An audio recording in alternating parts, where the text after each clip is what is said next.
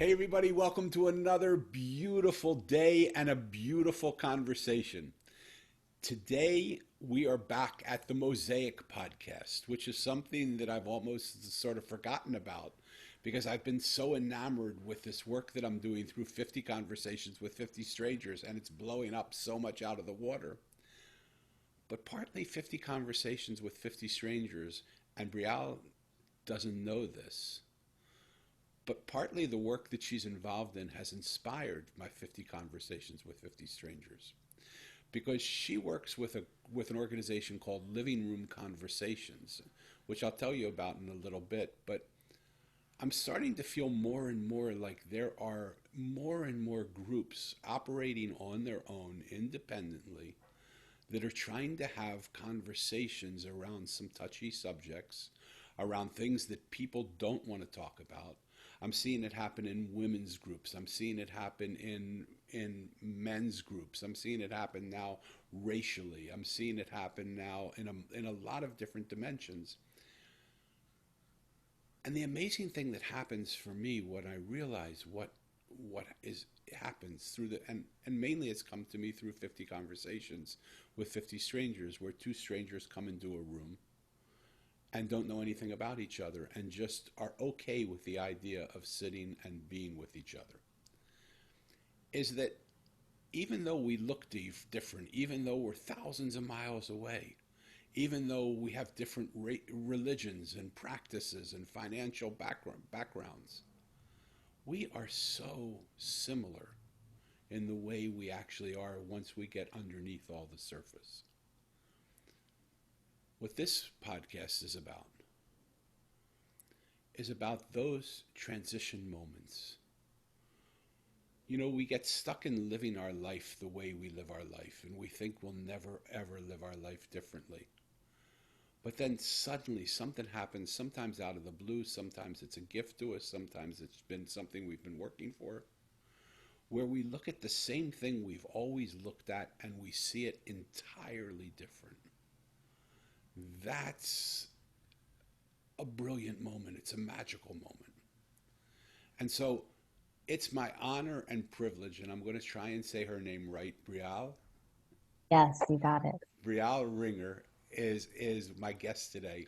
And let me give you a little background on her, even though you know I'm not a big bio guy, but I'm going to try and give you a little bit of so you know what we're walking into. Brialle is a holistic health coach and a racial equity partner. Brialle integrates her degree in social work, background in yoga, and a healing justice framework to create connecting conversations and experiences. She views personal transformation as an integral piece of collective liberation and knows that when we heal ourselves, we heal our world. I want to also tell you about the organization that I contacted through which Brialle came to me through. That organization is called Living Room Conversations. Living Room Conversations are a conversational bridge across issues that divide and separate us. They provide an easy structure for engaging in friendly yet meaningful conversation with those with whom we might not agree. These conversations increase understanding, reveal common ground, and sometimes even allow us to discuss possible solutions.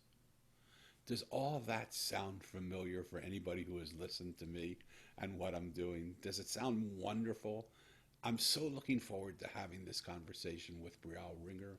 Brialle Ringer, welcome to the Mosaic Podcast. How are you today? So much for having me, and I'm excited to dive into this conversation. I love that you're excited. So I like to try and set a groundwork a little bit. So my first question often surprises me at the answers that I get. Sometimes it's just normal, sometimes it goes in a wild way. What did your parents do? Oh. So my father is a firefighter for the Detroit Fire Department, and he also does a lot of community work. He has a business that's really concerned with green demolition, and so eco-friendly demolition in the city of a lot of the blight that's in Detroit, and seeing how we can repurpose the products instead of just demolishing it and starting over. So that's part of my father's work. Um, my mother's work growing up has looked a lot of different ways. Periods of no work. She had an animal sanctuary at one point where we had over 100 animals. Whoa. Yes, farm animals who were saving from abusive situations and slaughter. So I'm a vegan, so that's kind of part of that animal activism that comes in for me.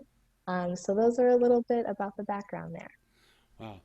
So the structure in which you came into this world is through people who really care about the world. Absolutely. And would you say that that foundation of what they gave you brought you to where you are today, or did you rebel like a lot of kids do from the way their parents were and go off on your own way? And like, how did that all work for you? Yeah, I would say some combination of the two. I mostly grew up with my mom, kind of from age 4 was with mom and dad, and then with mom for most of the rest of my life, but also lived with some other family members throughout, some aunts, grandparents. Um, and so my mom actually was really inspired to do some homeschooling and what she called unschooling for parts of my upbringing, where there was not much structure and we were traveling and just kind of letting me engage with the kinds of things that I wanted to engage with. And I think that free spirit and deciding to think for myself about determining the things that I wanted to learn and the life that I wanted to create is very much a foundation of that unschooling and parts of homeschooling that she instilled in me. But there was that rebellion of like, I'm going back to school. I'm going to live Right, with other family members so I can go to school. right. Because sometimes there's certain ages, and my wife passed away, and I'm remarried, and my wife has now an 18-year-old boy and a 15-year-old, 16-year-old girl. And there's a certain amount, even with this COVID thing that's going on right now, of our 15-year-old is a social beast. She loves being around other people, and she loves to go to the dances and to the proms and to the football games and to all that stuff. Did you miss that stuff growing up? Did you even think about it? Was it like, I want to be, like a regular kid? Or, how did you actually feel? Because you grew up in a very, like, in a beautiful way, but in a very different way than most people grow up. Yeah, I had a good mixture. I went to a lot of different schools. I moved a lot. So I went to public schools. At one point, I was going to school in Dearborn, Michigan, and it was like a mostly Muslim and Middle Eastern school where I learned Arabic and, was involved in like a culture that I otherwise wouldn't have a lot of access and knowledge about. I have gone to Waldorf schools where, very focused on arts education and learning multiple languages and having multiple recess times and like no microwaves and stuff in the school. And your teacher follows you through your education.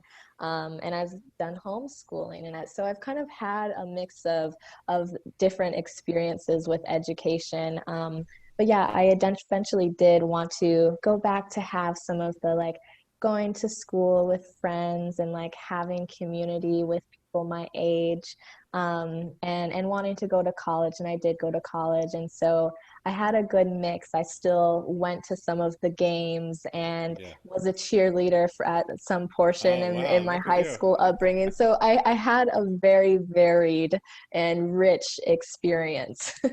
So, and you don't have to answer this if you don't want, but there was a little gap that I felt in the space where you grew up with your dad and your mom, and then you went with your mom.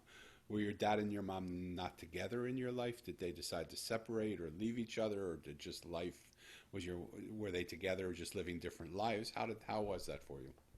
Yeah, so my memory is that around age 4, they were no longer together. They were never married.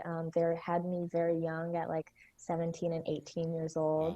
old. So teen parents, and separated around age 4. And so I had lived in Detroit until about that age, which is a more, diverse, very black city. And then, so I'm biracial. Dad's side is black, mom's side's white. And at that point, at age 4, we kind of moved to the Upper Peninsula, very rural, very white, and I mostly grew up there. So that's kind of how that separation went. And then mostly grew up with my mom. Around age 12 is when I was like, I'm going to school. And I started living with one of my aunts, my mother's sisters. And then kind of in high school, jumped between living with my aunt when she had the farm animal, or living with my mom when she had the farm animal sanctuary, with an aunt, and also with my grandma. So there was a lot of, That 100%. So you seem very well adjusted for all that. And I really want to dive into it if I can with you because yeah, let's go there. so much of what we got going in and so many of the stories that I hear people talk about is the fact that there was a split up in their family or they didn't see their dad or their mom was this way or their dad was this way. And they use that as a story to rationalize the way they are now. I don't hear that story coming from you. I don't hear a story that says, "Boy, I really miss my dad, and I'm mad at my dad for not being there," or my mom. Somehow I left my mom because I wanted to be in a certain other place. In the earliest of ages, where we look to the most important people in our life to be our biggest support system, you didn't seem to be doing that.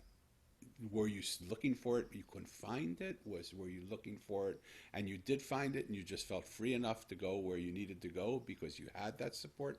Like, how was that for you? Because it's so beautiful to see the way you're speaking of it. Yeah. I'm deeply committed to my healing. Yeah, And so there's a lot of work that I've done, whether it be therapy, my own spiritual practices. But one really helpful program for me was called the Landmark Forum, and it's nice. a personal development program. And that really helped me rid stories about my past and get complete with my parents, experience like deep transformational healing with my mother. We're actually living together now for the first time since I was like 12 years old, and having a Wow. better relationship than we've like ever had. And that's out of that work. And so that work was really powerful for me to, you asked about the moment of separation. Yeah. And in that work, I was able to uncover that in that moment when 4-year-old Brielle came home and mom said, he doesn't live here anymore, dad doesn't live here anymore. I was able to uncover the story that I told about that moment, which in that moment, the command I said to make that okay was, you don't matter. And You don't matter, meaning you don't matter, Brielle doesn't matter, or dad doesn't matter. so it gets said outward, but also inward. Like, you don't matter, dad, because it makes it okay that he's gone, but also, I don't matter. And so I realized that that story of you don't matter had been pretty much running my life until I uncovered it about a year ago. Wow. And how that was showing up was like not present to the love that was in my life, pushing away people when they did get kind of close, Yeah. um, violating boundaries and agreements in romantic relationships because you don't matter, not going fully all in my goals because I don't matter. And so, I mean, when I uncovered that, I was like, Wow. wow, that has been running my life. Like, this hurt Yeah. 4-year-old girl has been running my whole life. Wow. Well, I don't know how old you are now, but congratulations on discovering that so quickly. Because Thank you. I work with people all the time who have that hurt little 4-year old person running their life into their 70s and 80s as well. And so once you uncovered that,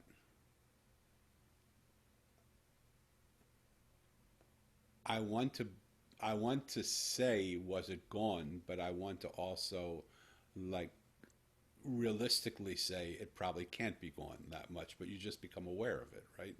How Yeah, did, exactly.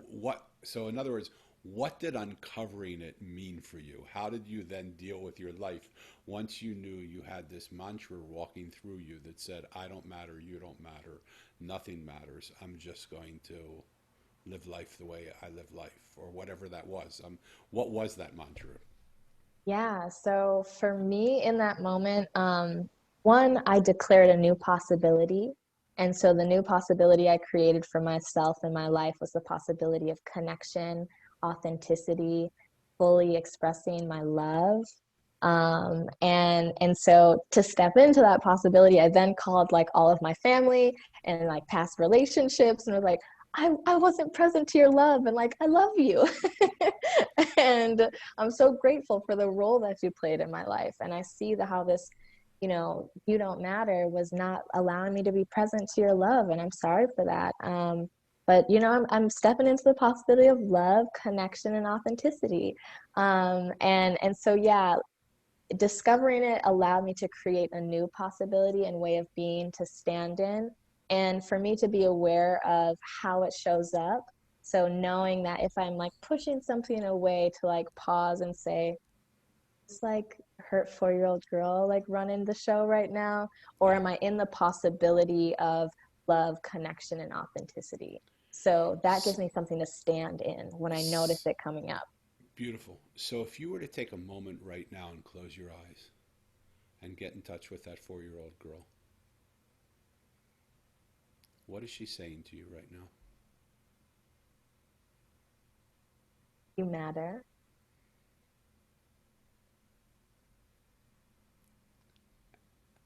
And how much does she feel that and believe that now? Oh, so much, So much. so much. So she's really healed. Oh yeah. That's so beautiful. So now you talk about being biracial, and we live in a time where race is a huge issue right now. And I'm less concerned with the Black Lives Matter political movement and more concerned with the Black Lives Matter civil rights movement because I think they're different movements. I think they're this that Black Lives Matter. Well, do you think they're different movements? Let's go that way. Let's see what you think. Um, I can't say that I feel more strongly of one way or the other. I'm like all for saying and supporting Black Lives Matter and all Black liberation movements, and Yeah, whether that's in the streets, changing laws, dismantling and uprooting racism within your own self and family structure. So I think it's a fight on many levels, and I really value and appreciate anyone who's out there doing the work. I love that answer, and I, I love being schooled on that answer. And here's what I really want to ask, though.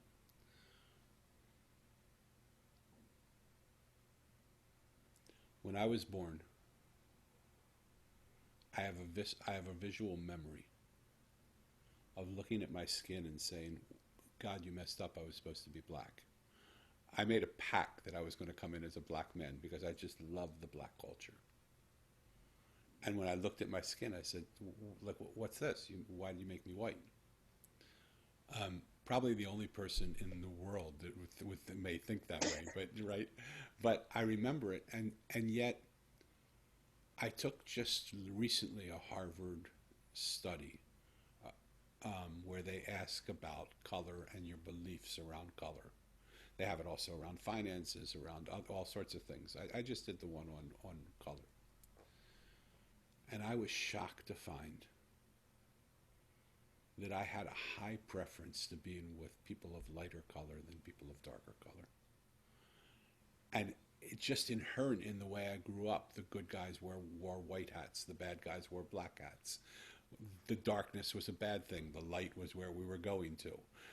The very words that I used to describe the process of what I was becoming was enlightenment, not in darkenment. That all things bad were dark and evil, and all things good were light and airy.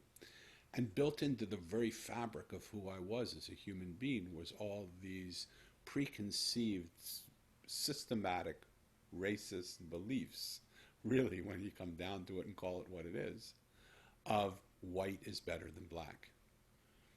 Um, you're biracial. Did you ever feel like you didn't belong in either the black camp or the white camp, or did you feel that you belonged at both camps? And then what did the people around you feel when they saw you and saw you as biracial?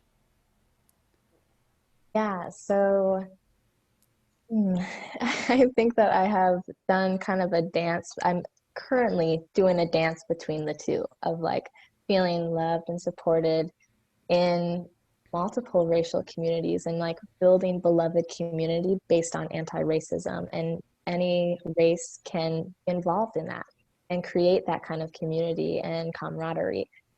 Growing up though, grew up mostly on the white side of my family, and I was just sharing in a conversation, a living room conversation about race I created for my family over the weekend, that in my upbringing, I don't have a single memory of us having a conversation about race. Wow. Growing up with my white side of the family, I don't have any memory of there being a conversation about it. And so I think that there was a lot of maybe color blindness of like, well, we just a person in our family that we loved and we cared about.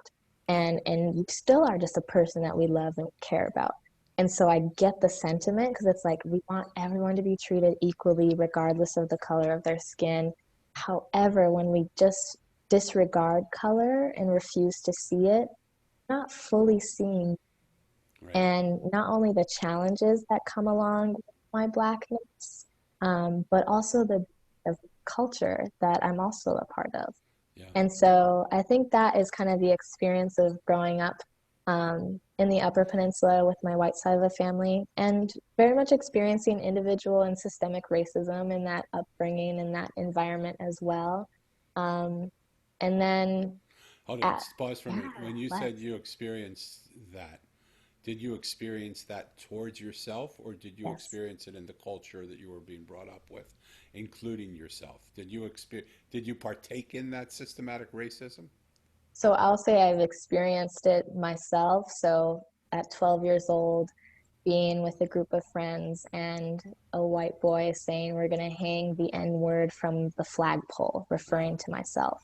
Wow. Um, and in high school, getting into my very first physical altercation with a girl who had bullied me all through high school, and kind of had enough one day and hit her, and was, sent home suspended, but was actually pressed with charges. This is my first time ever being sent to the principal's office. I was an honor roll student, like Right. on track to go to University of Michigan, was accepted, had my classes picked out. But because of these assault and battery charges that went to court, were prosecuted, I was kicked out of the University of Michigan. Wow. Um, in the courtroom while saying, yes, Your Honor, no, Your Honor, and challenging the person who was in court and lying about a part of the story of the experience. And I tried to speak up and defend myself. And the judge was like, you sit in my courtroom with this disrespect. Wow. Meanwhile, the person before me was intoxicated and swearing at the judge and Right. walked away Right. with nothing. Right. So those are some of like the very real experiences. Yeah. And even just as recent as this weekend within my own family, um, challenging a post on social media that was comparing Black Lives Matter with the Ku Klux Klan, Wow. um, and challenging that and just saying, things like this don't make me feel supported as a Black person in this family. And seeing one of the people at the beach later that day and being kicked off the property Wow. for my racist BS, being told that our relationship is over, Wow. don't come on my property again, take your racist BS over there. And I wish I could, read you word for word the Yeah. loving way that I called them into like, I would love to take this conversation offline. I'm creating a conversation about race, would love to have you there. Like, these things don't make me feel supported, but I want to feel supported. I want to feel like love and camaraderie here. Like, let's have a conversation about this offline. And being kicked off the property Wow. and Wow. told our relationship is over. Wow. So, first of all, I am so sorry that all that happens. Uh, it, it it just seems so wrong in so many different ways. Um, and we are so far away, even though we want to believe we're closer than we were 100 years ago. We're so far away from being where we want to be in these kind of conversations. Um, Let me go back to something that I don't think I said clear enough, and I would Yeah. love your input on this because I love the honesty of our conversation. When I talk about the Black Lives Matter civil rights movement,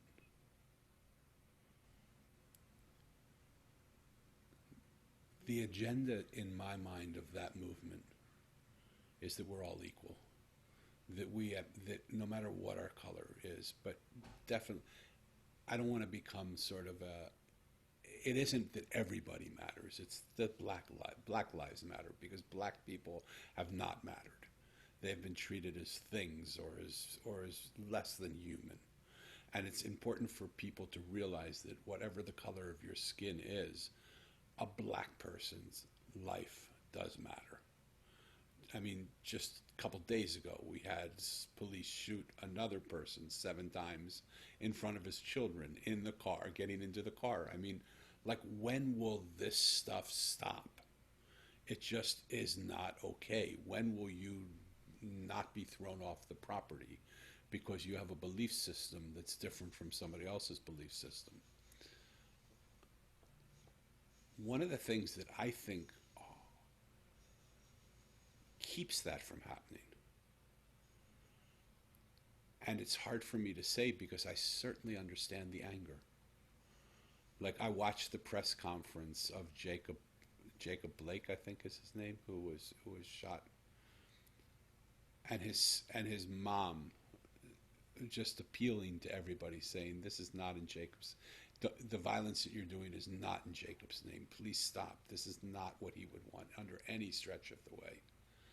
And the dad standing up and saying, "I'm mad. I'm pissed. They treated my boy as if he was like an animal. I don't give a shit about anybody white. I don't trust anybody." I mean, they were separated and couldn't be more separated in the press conference in their belief system. And I understand both of those points of view. Why wouldn't you be mad? Why wouldn't and the sister said, "I don't want your pity. I don't want your sorrow. I'm pissed off at you. I want your." So I understand the anger that creates the violence of burning down buildings and burning down cars and throwing rocks and doing all that stuff. It's completely understandable. And not but. And I think it gets in the way of the conversation. I would love your thoughts on that.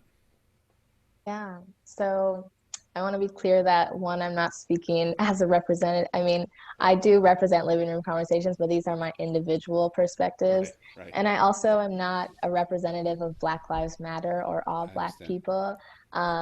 However, for me, I certainly understand, and I love the quote by Martin Luther King Jr. that I think gets lost sometimes of like riots are the language of the unheard. Yeah, Um, I'm a big believer in there's not a single property or building in this country that is more important than the rights of than the lives that are bringing people out in the streets in the first place. yeah, And I also do understand how the looting and you know sets people off and turns people away from it. And yeah, I also understand the huge role that media is playing in like really magnifying and showing that like yeah, associating Black Lives Matter with looting when I think that unfortunately, especially in my experience with some of the people who I'm interacting with in my family, their really only interaction with Black people is like me and the news. And right, so all they're seeing about Black Lives Matter is what they're seeing on the news. yeah, And I'm like, I've been there. I've been at the protests. I've been like in a part of really beautiful direct actions that are peaceful, that are spiritually grounded, that are yeah, deeply moving and connecting. Um, and yeah, I think it's also challenging to ask people to remain peaceful and not angry or emotional about something that is threatening their very livelihood. Yeah. So those are kind of my S- perspectives. So I guess one of the things that I feel, and again, this could be from a white man who doesn't experience this type of treatment, okay, is that there are people that will take advantage of any situation because they are just see an opportunity to take something for themselves that they couldn't have before. And I don't, there's a part of me that says the looters are just looters. they're they're not, if it was somebody else, if there was a riot or a protest around a baseball game and the streets were open, they would loot because they feel like there's an opportunity for them to have something they can't have normally, and they would go there and do it. That has nothing to do with the cause of what's going on. It has to do with their own desire to take something that they they're not able to have. Your thoughts? Yeah. I think about looting in the context of like being in the United States, a country that is built on genocide and stolen land and built by Bad. stolen people from Africa brought here to build up this land. And so I think we have to think about a historical context as Bad. well. Um, Great uh, answer. yeah. Yeah, that who was really looted from first. I mean, Yeah. their Uh-huh. families, their children, their property, their freedom was looted from them, and maybe it's just all that coming back at you. Yeah, Yeah, so that's kind of an understanding from which I look at it. I And love that. yeah, I've been really inspired to see like in Minneapolis when things were really happening and like that Target's owner of the one that was like really looted was in support of Black Lives Matter. And it's like they have insurance and I'm not like trying to diminish Right. like No, I understand. the harm that can come from like especially individual business owners Yeah. who can be the target of these things and when people are like in a state of like anarchy and just like burn everything down, but it's just trying to like understand and two, I think that kind of connects to the living room conversation perspective of like how can I lean in with curiosity to this thing that I don't really like I can't make sense of, like I really don't agree with it, but like what's going on, like what's the motivation behind this, how did you come to this understanding and perspective? I love you know, the beauty of conversation is when you have one of those aha moments. You just gave me one, and I so appreciate that from you. So thank you so much for that. Can I share a story with you? Please, would love to. Um, I've had the opportunity to sit with some of the richest people in the world in their homes, at their dining room tables. I've met their parents. I've sat on the living room floors and played with their kids. And I've also had the opportunity to sit on street corners with some of the poorest of people that the world's ever known. I've met their friends and sometimes their family. In both cases, I've been honored when people have asked me for my counsel on certain things. And in both cases, I've been just so grateful when they've decided to give me their counsel on something that was going on in my life. One of the things that I've noticed is how important it is for people, no matter what color their skin, no matter what religion they practice, no matter what border they live behind, no matter how much money they have, no matter how big their house or how torn their cardboard box, is that people want these three things. They want to be loved and accepted, they want to be listened to and heard, and they want to be acknowledged and validated for what they're saying.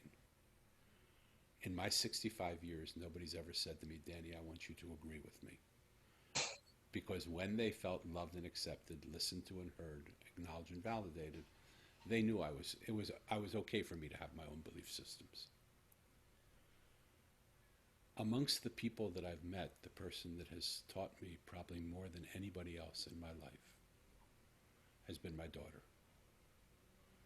My daughter's probably a little bit older than you, maybe around the same age. I'm guessing you're about the same age.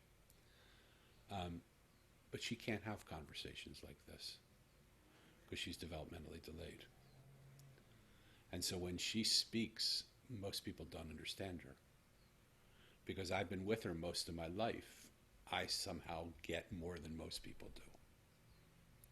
But sometimes I just can't make sense of it. I can't understand a word she's saying. And it's so when I don't understand what she's saying, what she'll do is she'll say it louder.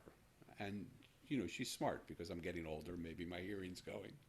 But it usually and every once in a while, when she says it louder, she pronounces it slightly different and I get something that I didn't get before, but normally not. Now it's just louder and I don't understand it. And so when I don't understand it when she says it louder, what she'll do then is she'll throw a tantrum. And that doesn't happen like right bing bing bing. It can happen when we're at a store or at a friend's house or in a restaurant or at the beach or walking downtown or in a car driving. She'll go berserk and have a tantrum. And when that doesn't work, what she'll do is she'll come running at me and try and either rip my shirt or bite me. She'll try and attack me in some way. And it went on for a long time, Brielle. It went on for about 15 years, sometimes as many as 10 times a day. And after about 15 years, I saw her coming at me in this rage to attack me.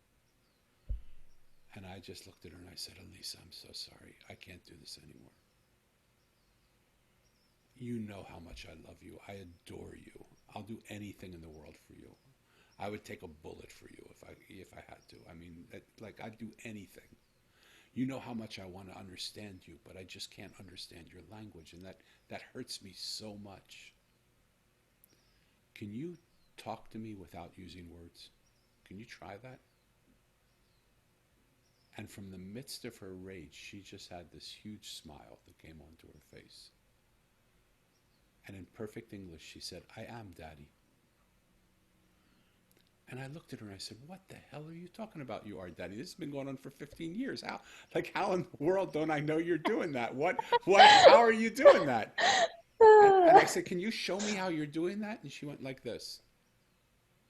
And she put her finger to the side of her head, for those of you who aren't watching on video. And I said, you little son of a gun, have you been putting thoughts into my head? And she started laughing, an uncontrollable laugh.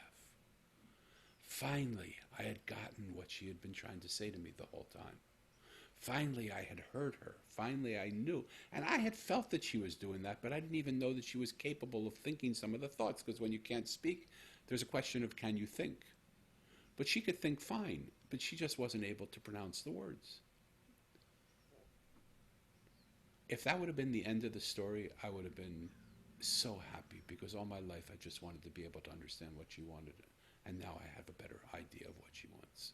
I don't get it all the time, but I get it a lot of the time now. But I was greedy now. And I wanted to see, is my daughter any different than everybody else that I work with, or no? And I started to look at the families where I coach and the businesses that I go into. I started to look at the military people that I work with and the government people that I work with. And darned if I didn't see exactly the same behaviors. When people speak and they don't get heard, they raise their voice and they yell. When they yell and they don't get heard, they create havoc. They create a scene. They create chaos. They try and create, a disruption in the way things happen. And when that disruption doesn't work, they destroy. My little 30-year-old developmentally delayed kid taught me the secret of ending all misunderstanding by just learning how to listen to what it is people are really saying and to retrofit it back, because when I listen to you, you no longer need to yell. You no longer need to tantrum. You no longer need to destroy. Do you feel that part of the thing that's going on in Black Lives Matter is that they are just that I'm saying they because I'm not black, but we as a people are just saying, you just haven't listened to me. And if we would listen, there would be no need to yell and tantrum and attack. Yeah, yeah, I very much believe that the need to listen and to act upon how we're calling folks in to be engaged with this anti-racism work. And I think this moment is like special because it seems like more people are leaning in than had in the past. Yeah. I think the pandemic plays a big role in that, that there were a lot less distractions than in past times, and people were really present to what was going on in the world. And so that kind of leaning in. And yeah, it's not a new conversation for Black people and people of color. And we're like, please, like, lean in, join the conversation, talk about this in your families, organize with us, like, support us in these structural calls for change that we're asking and demanding. Yeah. Um, yeah, So, can I call you on a couple things? yeah, In love, not in, yes, not please. right. Um, I question some of the things that you just said and whether they're true or not. Okay. Because in my conversations with people, and especially I've made it my beautiful honor to bring into the room people of many different colors and people of many different shades of many different colors. And what I've found is even amongst the black nation, there is racism from lighter color skin to darker color skin, and darker color skin to a lighter color skin. And I asked somebody about it, and they said, well, traditionally, darker color skin black people would work in the fields, and lighter color skin would work in the homes, in their slaveries. They would work in the homes, and lighter color skin people would become uh, the I don't know the right word. It's not the House slaves, well they would essentially. they would be house slaves, but they would be seduced by the Mm, white people, and so they were treated with much more. Even though that's as vile as a thing, they were raped basically by white people, but they had some sort of care yeah. given to them, whereas the darker skinned people, and I looked at it within Chinese culture also. Lighter skinned Asian people were treated differently than darker skinned Asian people. And darker skinned Asian people disliked lighter skinned Asian people. I mean, it seems like no matter where we are, light people feel like they're more privileged than dark people, even Totally within the dark colorism. people situation. So when you say this is a conversation we've been having for a long time and we invite you in, I want to challenge that a little bit because I believe that even within the black community and the brown community and the white community, we need to sit down and say it doesn't matter what color we are. Of course, it matters. We need to see everybody for like I can't say it makes no difference that you're black and I'm white, but you're not black. You're black and white. You're mixed. And do black people look at you and say you're not one of us? I know No, white I people look at you and say you're not one of us. Do black people do that? Yeah, I haven't really felt that. I think that's a story about mixed race folks of not feeling black enough for the blacks or white enough for the whites. But for me, I really appreciate you bringing up this concept of colorism that is very much alive and well across cultures, across and between races. Um, for me, I really think it's important that I acknowledge my light-skinned privilege, Yeah, that in this system of colorism, which to me, I think historically in the United States is a function of white supremacy, like we just talked about it, the different treatment of folks who were enslaved. yeah, Um, and so, yeah, I think it's important that I acknowledge, like, yes, I am biracial. I identify as a Black person, but yeah, I very much honor the privilege and power that I have in being light-skinned in my proximity to whiteness. And part of that responsibility that I feel like comes along with that proximity to whiteness is to have these conversations within my family yeah. of uprooting racism from our family, and also talking too with my Black side of my family about race also and how that comes up in our relationships, in our own family structure. So talk to me about agenda because the only time that I've ever had problem in my room of 50 conversations was when I came in with an agenda.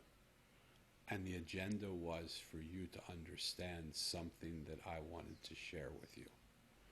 When I came in without an agenda, what seemed to happen magically is in the space that people felt where they were loved and accepted, listened to and heard, acknowledged and validated, everything that they weren't fell off, and everything that they were came to forefront. And it was no longer important for them to yell and scream and tantrum and attack. And it wasn't a matter of my agenda being we need to see differently, or you need to see what I feel.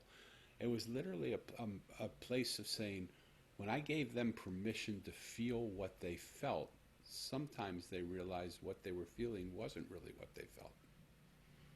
It was just a wall that they had put up to keep themselves from being heard. Your thoughts? Um, I mean, in terms of agenda, coming in with no agenda on my part, we've gone in a totally different direction than I expected us to go today. Yeah, me too. So this is like very improv and on my toes, like going in a different direction than where I expected us to go, and I Where did you appreciate expect us that. to go? I don't know. I thought we'd talk more about living room conversations or like healing and whatnot. So, Yeah. but I'm glad. I appreciate the candor and where we've gone. And yeah, I do love what you said about when people feel heard, like the walls come down, and being able to kind of get to that goo, like the center of our being. Yeah, So thank you for creating that space in your conversations. absolutely. So I guess my question is really, I only have the experience of my experience, right? Are there experiences you're having in living room conversations? Because it sounds to me, and again, this is an assumption that I'm putting over the net, and if I'm wrong, just slam it out of the court, okay? Or just tell me that's not at all what happens. Is there's an assumption that in bringing people together, there's something has to happen, or there's a desire to make people or get people to see each other differently than they see each other. In my room, I have no desire for you to be anything other than you are. I just want to know what you really believe you are. And what happens in my room when I speak to people is what people think they are sometimes is not really what they are. And in just saying it, they say, hold it, that isn't really what I believe. And I say, really, what do you believe? And it takes them, they don't even know what they believe sometimes. But given that space, there's a moment where something happens in that room all the time. When we get to that moment, that everything crumbles around what we both thought was going to happen. Similar to what you just said, I didn't think this was going to happen, right? There's a magic moment where that comes, where we just say, hold it, but this is happening. Like, what do we actually believe here? Yeah, I think the beauty of living room conversations for me is that we try to get to people's personal experiences and have people talk about their own experiences rather than their beliefs, what they read in the news and their recent research and whatnot, of just like, but what about you? Like, what has happened in your life that informs your perspective on, this topic, whether it be race, food, etc., on the many topics that we offer. And what if their So I answer love, is nothing? Like I can see many people having no working, no living, nothing that's happened in their own life of their own personal experience, being with a black person or a white person, or a person or a Latino or whatever it is, that they've just grown up in their silo. And what if they say, I have no direct experience? My experience just comes from the experience of what I've been told by other people or the news or whatever. What do you do then? no, I haven't experienced that. So Ah, ah. I think, the way that the questions are structured is that it brings something out. There's something there to be shared in the way that they're structured. So it's like, what's your earliest memory of race? Not necessarily racism, but an early memory of race, or a memory that really defines the way that you think about and interact with race. Yeah, What's your definition of race? yeah, And some of those kind of questions. And so it generally elicits something out. And I haven't really had the experience thus far where people are at a loss for words. I think that people are usually pretty hungry to yeah, share it. And that's yeah, what's bringing them into the conversation and saying yes to being a part of something like living room conversations. And so, yeah, I don't think, there was a question earlier of like, is there an intention for people to look at one another differently after the conversation? And it's to maybe respect one another more than you did prior to the conversation, to respect one another, to be able to listen to one another. And there's, sometimes you find common ground and sometimes you don't. And it's like, I still totally don't agree with you in anything you're saying, but I can at least like hear you and respect you. yeah. So what happens when that doesn't happen, or does it ever not happen? Like finding common ground. Yeah. What happens when, I guess my bigger question, because it doesn't really matter what the thing, it matters around, have you ever been in situations where you've been expected to do something in some situation? I'm sure. Yeah. Do you like to be expected to do something? Uh, Generally, not necessarily, unless I've made like a, Right. agreement to it beforehand. Right. And so have people made an agreement that there's going to be an expectation when they come into living room conversations that they will try and be open to see each other differently than they, is that a agreement that they make coming in? Yes, it is. So our Okay, so that's conversation interesting. agreements we recommend that people send out the conversation agreements before their conversation with the people that they've invited, because this is really kind of the foundation of why it works, of why this conversation model works, is that we're coming in with a set of agreements of how we're going to engage with one Okay. another. We're not going to speak over one another. We're going to treat each other respectfully. We're going to lean in and listen. Kind of basic, rules of like engaging in respectful ways. And so, yeah, there are a set of agreements, and we ask that people make those before they decide to do the conversation. So do the people that are do the people that are hosting the living room conversations, are they the people that invite the people into the living room? That's correct. So anyone can host the conversation, which is so beautiful. And what we love about this model is you don't need a skilled facilitator. Anyone can go on our website, download one of the 100+ conversation topics, and gather a group of friends and have a conversation. And typically we, invite people to maybe have a co-host that has a different perspective of Good. them, and then you each invite two people, and that's how you get a nice diverse Good. perspective of people in the conversation. You read my mind, because what I have seen in the work that I do is we are all so siloed in our like-mindedness that it's hard to find diversity in the silos, and we don't really reach out into other silos. And so having a siloed group of people, you'll have a discussion, because everybody, even in the silo, has slightly different belief systems. But one of the things I'm finding, because of the algorithms rhythms of the internet, the people that are relating to my 50 conversations are people that sort of think a little bit like me, feel a little bit like me. And I've been trying to reach out to get into a Ku Klux Klan conversation, because I want to just see, do I have the power to love and accept, listen to and hear, acknowledge and validate somebody that I hate for the way they believe?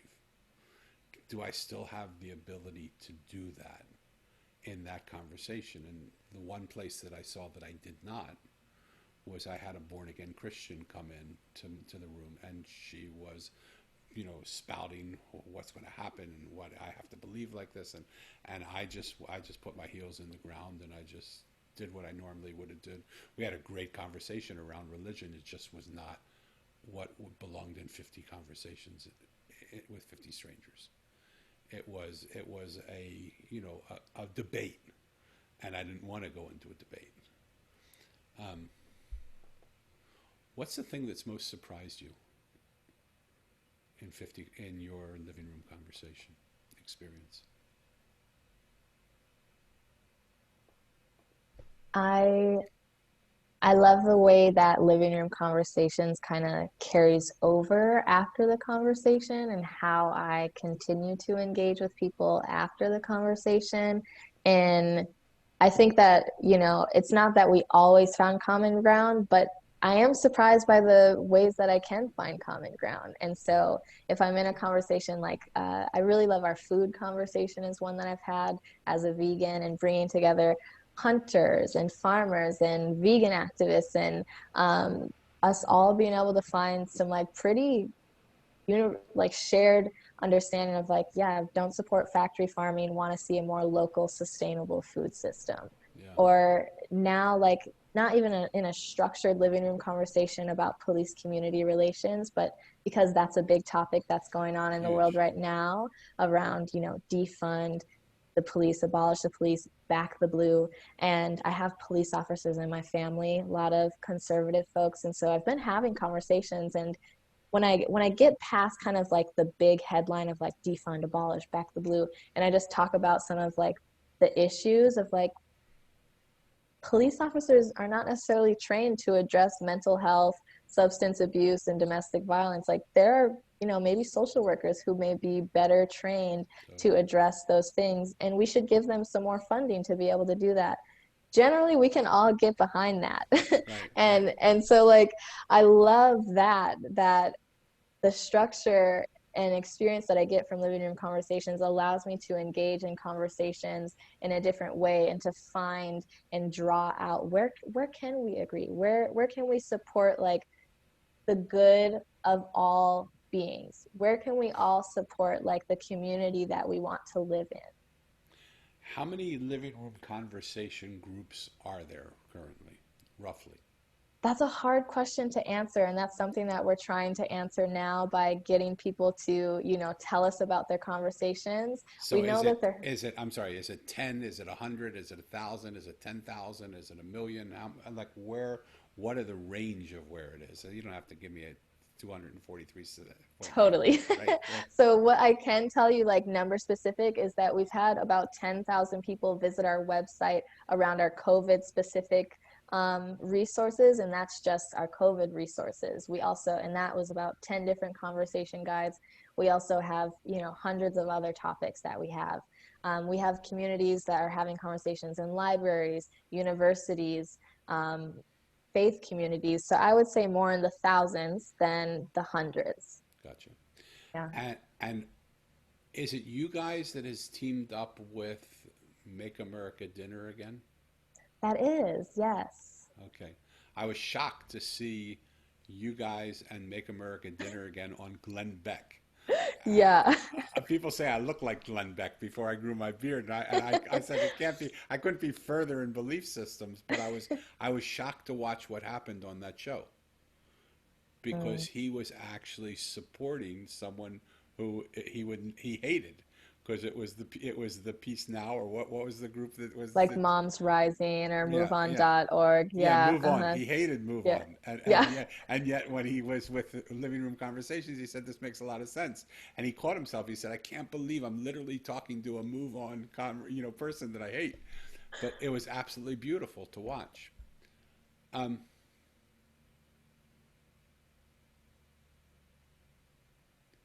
if you could say anything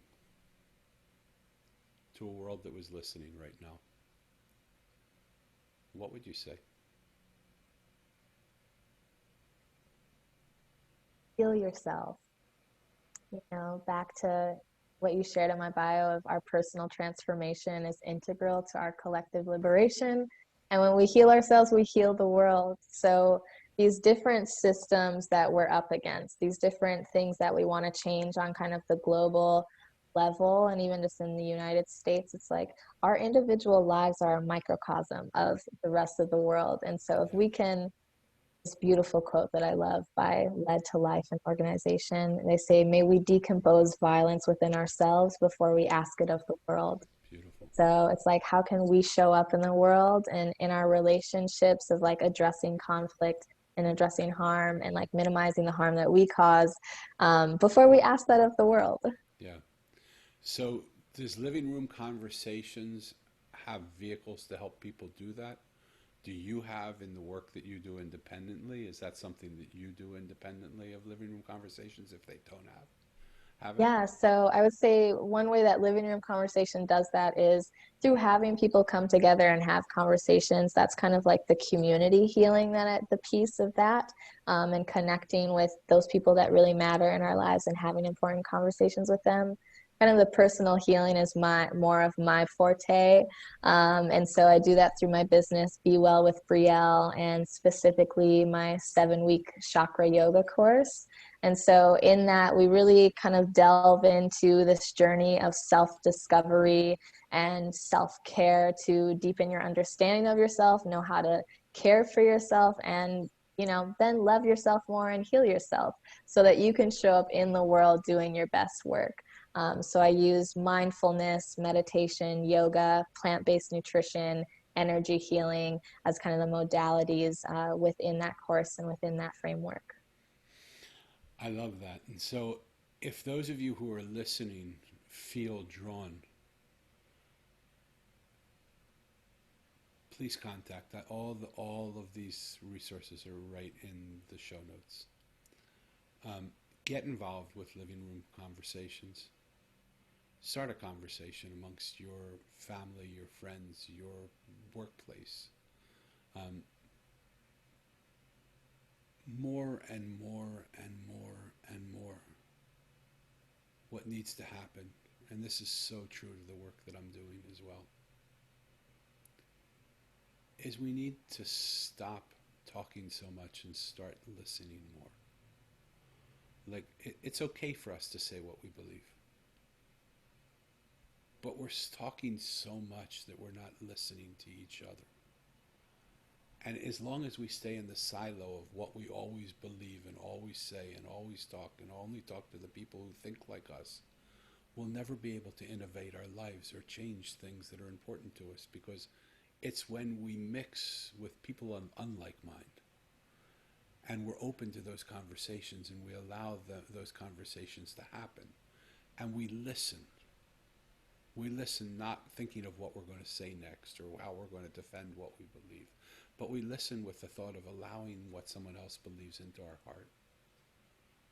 It allows us to look at what we've always looked at differently. If you're a business, that's what's called innovation.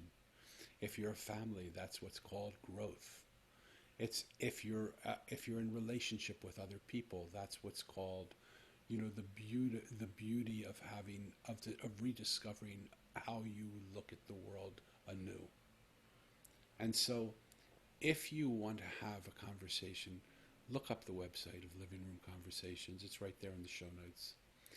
And if you are thinking about, boy, I can only go as far as I go, and if I carry hatred into those conversations, I'm not going to be a great host for those conversations, then find someone, contact Brielle, contact someone else who you feel drawn to that can help you. Look, I don't believe we live in a world where people need to fix us or change us or correct us or guide us. But I believe when we hold the space just like I do in that room, for people to be loved and accepted, listened to and heard, acknowledged and validated, when we finally feel seen, we don't need to carry all those walls with us anymore to protect us from pain that we perceive we're going to have. When those walls fall off, we see a different person than we've ever seen before. Allow that moment to happen for you, whether it's through conversation, whether it's through work with Brielle, whether it's through work with somebody else that you know. Do the work. Listen to what Brielle said early on in the show. There was a lot of work that I had to do, and I did it. And in doing that, she has a beautifully rich, non-aggressive approach to the way she has conversation. and the way she stands up for herself. Before we go out, is there any one last thing you want to say?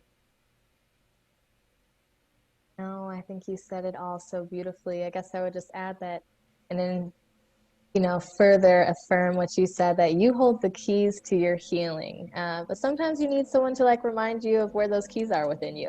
Yeah, yeah. I did a great post today. I think a great post because I did it obviously, but I said it is 100% true that everything we need is inside of us. But sometimes we've forgotten how to get access to inside of ourselves again. Yeah, love Contact that. someone to help you get access to who you are again by helping you take away the walls of who you're not so that you can see who you are and have access to all the answers that are living inside you. Brialle, I want to thank you so much for spending your time with us today. I want to thank you for the work you're doing with Living Room Conversations. I want to thank you for the work you're doing for other people with the work that you're doing on helping to remove hatred from our own hearts and to bring back people to that place of true resonance with who they are. Thank Thank you so much for having me.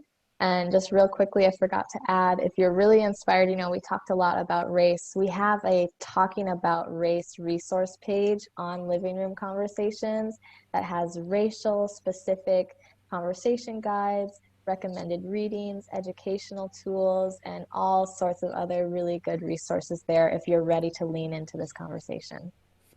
and be ready to lean into it. It's a conversation that absolutely has to happen.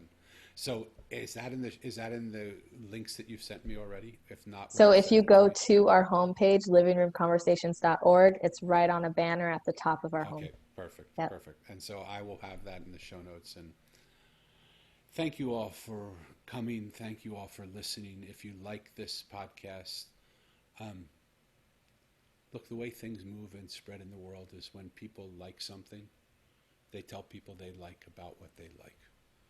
So if people haven't had a chance to listen to it and you have, and you like it and you want to share it with people, share this conversation, share living room conversations, share 50 connections with 50 strangers. Share the vehicles that are happening, that are available through what we're doing, so that your friends can have a chance to experience too. If you don't like it, don't share it. Doesn't matter. If you do like it, I'd love you to give it some stars and write something of what you feel. And until the next conversation, until the next beautiful person walks into this room and in a moment says something that allows you to shift your perspective. Stay connected, stay happy, stay safe. Thank you again.